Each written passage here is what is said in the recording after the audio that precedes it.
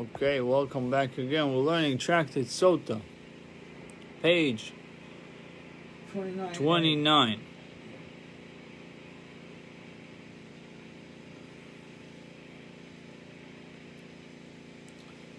We're going to start from Elo le Rabbi Akiva Arboy Kroi Ksive. So with chapter 5, Geshem Shamayim, the name of the chapter. Elo Rabbi Akiva Arboy Kroi Ksive.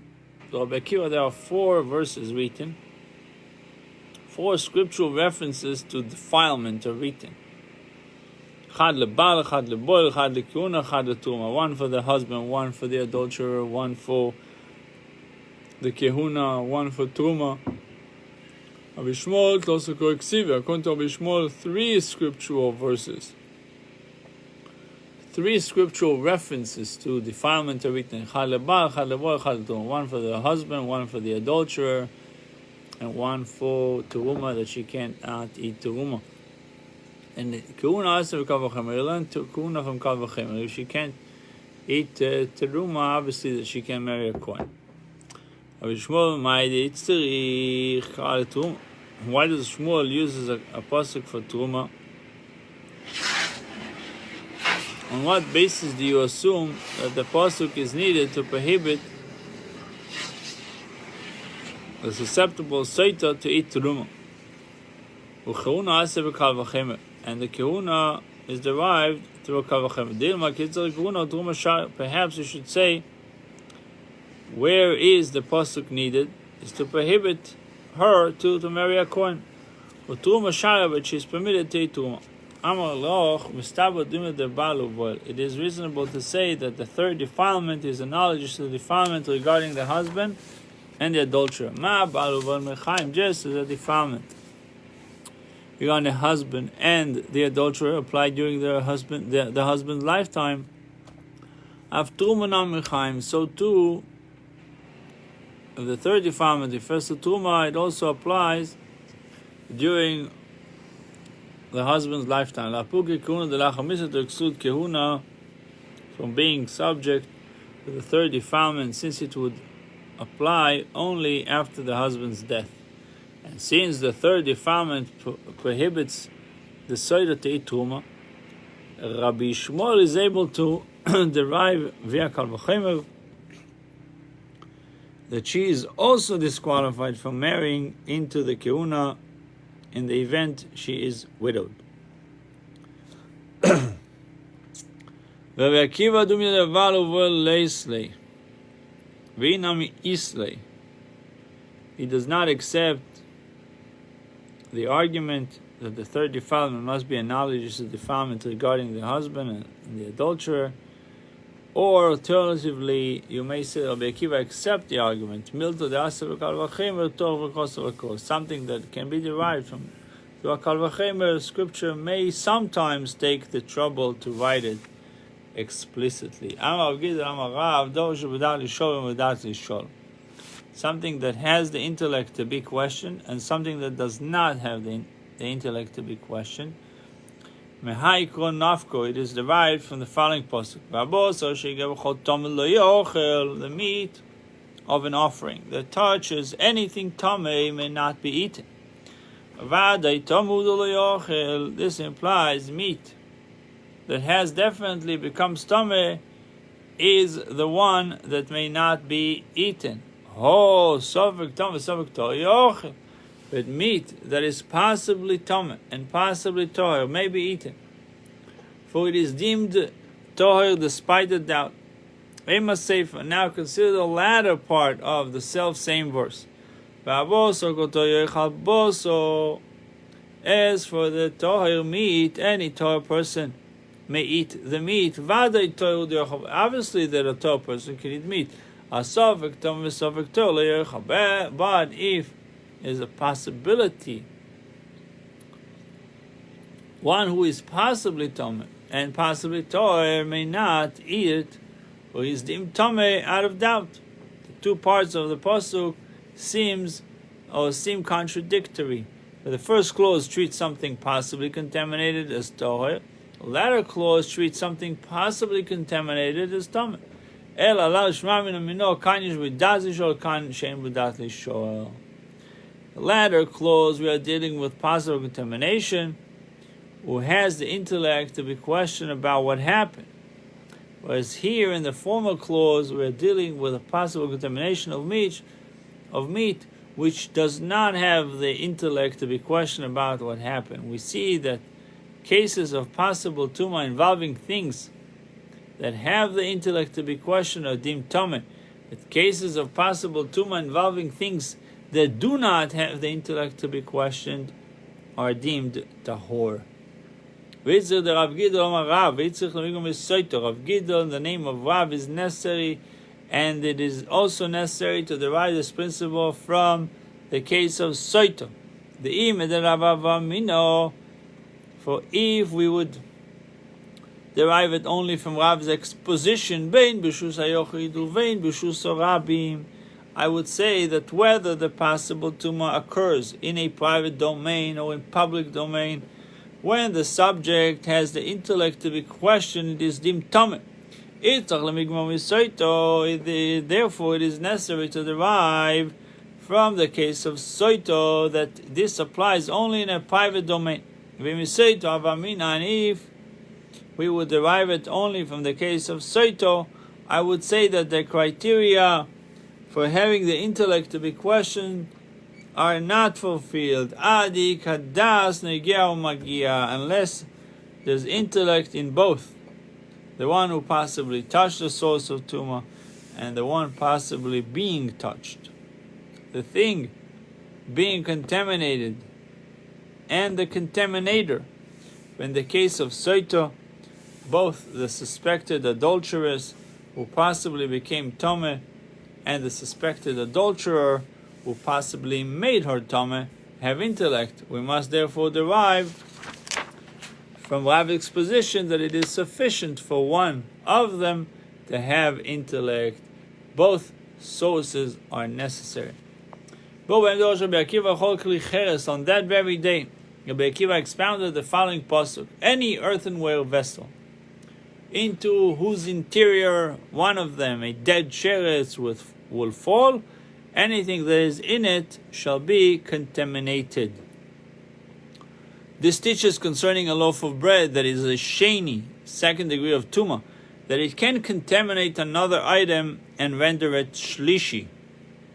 Second degree of tumah can cause another object to be third degree of tumah. Rabbi Yeshua commented, Rabban Yochanan ben Zakkai used to say that a future generation would pronounce tahor, a loaf, contaminated, as shlishi, even if the loaf is teruma. They would pronounce it tahor because it's third degree. That was the concern of Rabbi Yochanan ben Zakkai. Even if the loaf is teruma, since it has no verse in the Torah teaching that it is tameh. And now Rabbi Akiva has brought a pasuk in the Torah which teaches that it is tameh even in the case of chulin. Machar the inlay, since teruma contaminated is shlishi, does not have a verse teaching that it is tameh. Lama tameh? Why is it tameh? Avodah marav min haTorah lo midin kal v'chem yesh lo. There's no pasuk in the Torah, but there is a kal v'chem. Uma tevul yom shemutar b'chulin. If even a tvul yom who is permitted to eat chulin, paisa b'truma, is unfit to eat truma, kikar sheni, then regarding a loaf that is sheni, sheposel b'chulin, which is considered unfit in the case of chulin, ein odin sheyasa shlishi b'truma, is it not logical that it should create a shlishi in the case of truma? We'll learn that truma is susceptible to tuma on the shlishi level. There are grounds to refute what comparison can be made to a tvul yom who is unique, that is essentially an av hatuma. As the loaf you discussed is merely a sheni. Therefore, adjust the kal v'chemet. Te say, let it be derived from the case of tvul yom de sheretz. Tvul Tvul Yom is someone that has to go to the mikvah, or went to the mikvah to wait for the night. Right, exactly. Tvul Yom would originally been condemned by Sheretz, in which case he was not initially an Avad Tumah. Tvul Yom de Sheretz, what comparison can be made to a Tvul Yom by a Sheretz shekem min Avad Tumah, which is unique in that whether the Tvul Yom is a person or utensil, its species is susceptible to becoming an Avad Tumah, whereas the entire species of the loaf you discussed is precluded from becoming an Avad Tumah. Kli cheres yichiach, an earthenware vessel will demonstrate that even something whose species is precluded from becoming an Avad Tumah can render teruma unfit. Malech licheres, what comparison can be made to an earthenware vessel? Sheken metamim ma'aviro, which is unique. It can convey tuma through its interior airspace, whereas a loaf cannot. The Gemara said, Tevul Yom yichiach. Tevul Yom will demonstrate that even something which cannot convey tuma through its airspace is capable of rendering teruma unfit. V'choizer adin, and the reasoning resumes. Although neither a Tvul Yom nor an earthenware vessel alone can show that a loaf which is sheni can render teruma unfit, for each of these has a unique stringency, and analogy drawn from the two of them together can indeed prove this point. The Gemara says, the nature of this one, Tevul Yom, is not like the nature of an earthenware vessel.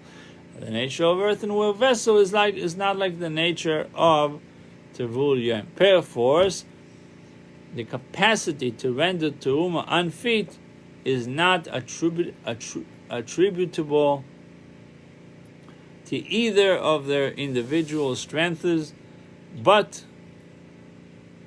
to some quality that they share in common. What is the tzada shovesh boin, the common denominator, the characteristic common to both of them? Shemutorim bechulin ufaisim betruma. They are permitted regarding chulin, yet render teruma unfit. Kol sheken kikar sheni, it certainly follows regarding a loaf that is a sheni shepoisel bechulin, which is unfit. In the case of chulin, the poisel betruma, that it renders teruma unfit. This is Rabbi Yochanan and Zakkai's source for ruling that a sheni can create a shlishi in teruma.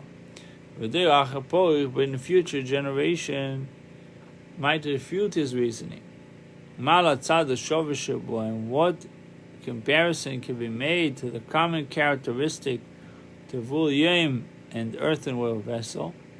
Sheken yeshbon tzad chomu, with these subjects share the future common characteristic that they both have a unique aspect of stringency.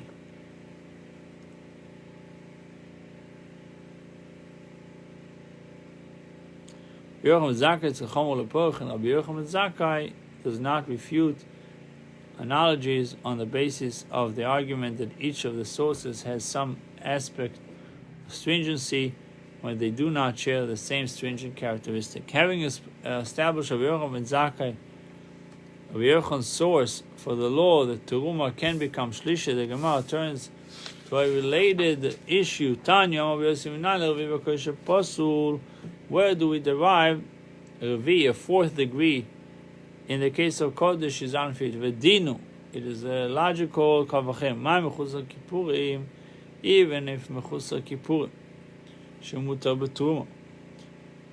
Lacking atonement is referred to a atonement person who is as part of his purification process must bring an offering the day after immersing in the mikvah. After the immersion and nightfall, person's state of tumah is mitigated to the degree that it is no longer prevents him from eating tumah, but he remains unfit to eat kodesh until he brings the offering. Okay? Someone lacking atonement, shemutar b'truma, is allowed to eat truma.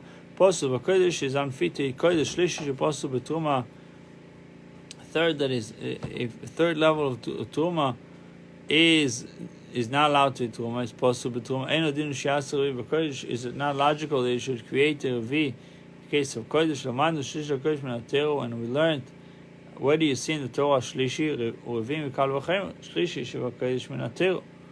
Shlishi LaKodesh is biblical, explicit pasuk. Revi is a Kal V'Chem, Shlishi LaKodesh Minatero. Now, where is it? Tichtiv V'Aboso Asher Yigam Chaltom Lo Yochel. The meat, kodesh, that touches anything tummy shall not be eaten.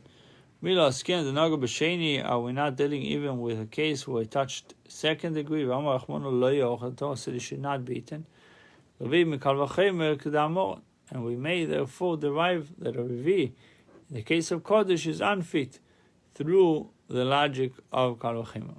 Kedamor and stated above. Am b'yochel tam b'ribi in diamau. I don't know what Beribi's reasoning is. Beribi is the name of a sage.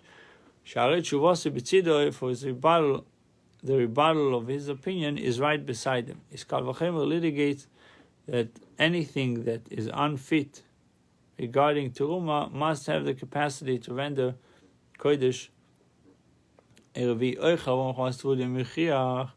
food that became contaminated through contact with the Tvul Yom demonstrates a possible Teruma for food touched by Tevul Yom is unfit.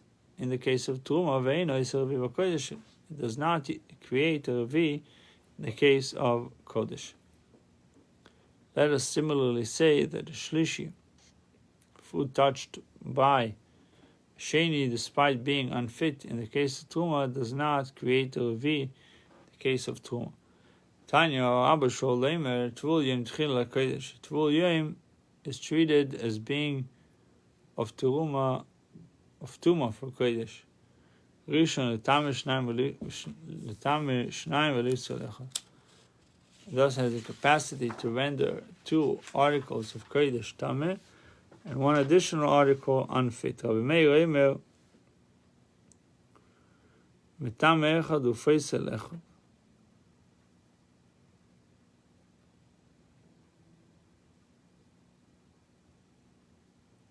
Meir says Tevul Yom renders 1 article Kodesh Tameh and 1 additional article unfit. Just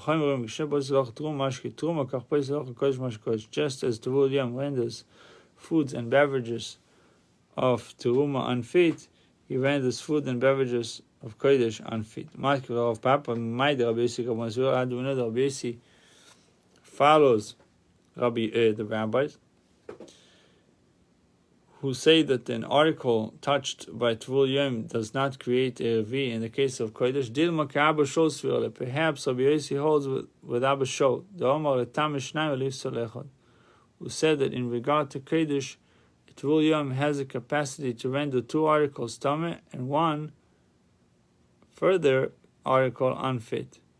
Accordingly, there is no rebuttal to his opinion. It should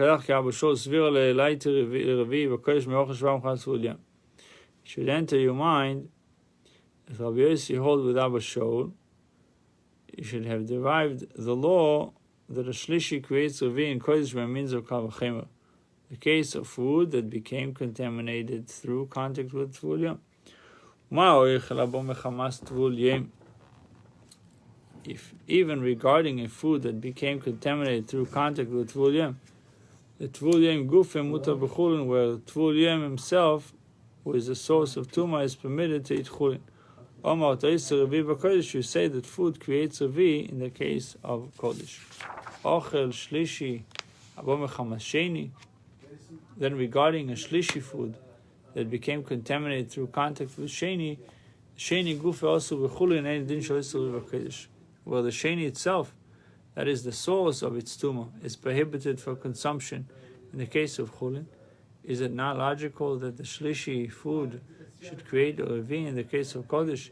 Since Rabbi Yossi did not state this Kal V'Chemer, we may deduce that he concurs with the sages of the Baita who say that a food contaminated by Tvul Yom does not create Revi in Kodesh. Buchim Tiu have learn halacha shortly.